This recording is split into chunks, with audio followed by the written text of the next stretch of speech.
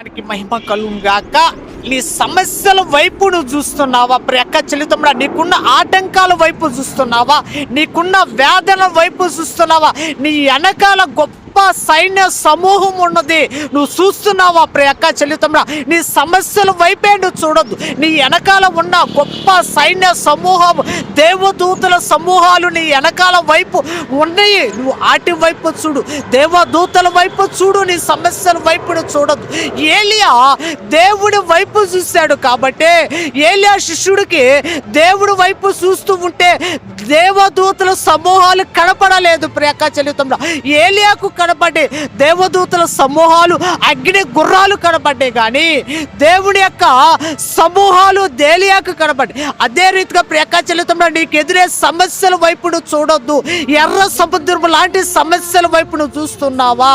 సముద్రం లాంటి సమస్యల వైపు చూస్తున్నావా? ఆ సమస్యల వెనకాల, నీ వెనకాల సైన్య సమూహాలు వేచి ఉండే, నీకు కాపుదలగా, నీకు రక్షణ ఇవ్వటానికి.